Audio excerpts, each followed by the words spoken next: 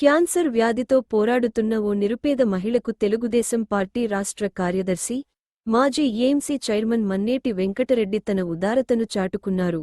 వరికుంటపాడు మండలం కాంచెరువు గ్రామానికి చెందిన కాకి రత్నకుమారి అనే మహిళ గత 2 సంవత్సరాలుగా పేగు క్యాన్సర్తో బాధపడుతోంది. ప్రస్తుతం ఆమె చెన్నైలోని ఏడీఆర్ హాస్పిటల్లో చికిత్స పొందుతోంది. బాధితురాలి ఆర్థిక పరిస్థితి అత్యంత దయనీయంగా ఉందని తెలుసుకున్న మన్నేటి వెంకటరెడ్డి, ఉదయగిరిలోని తన మన ఫౌండేషన్ ద్వారా ఆమెకు అండగా నిలిచారు. ఆసుపత్రికి వెళ్లి బాధితురాలిని పరామర్శించిన ఆయన, ఆమె ఆరోగ్య పరిస్థితిని అడిగి తెలుసుకున్నారు. అనంతరం వైద్య ఖర్చుల నిమిత్తం తన వంతు సహాయంగా రూ. 20,000 నగదును ఆమె కుటుంబ సభ్యులకు వారి అనుచరులు చేత అందజేశారు.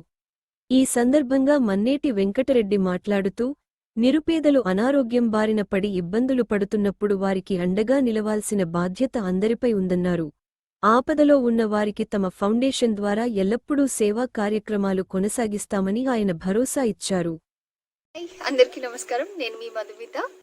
హాయ్, నమస్తే టు ఎవ్రీవన్. CSP 24/7 కి సబ్స్క్రైబ్ చేసుకోండి.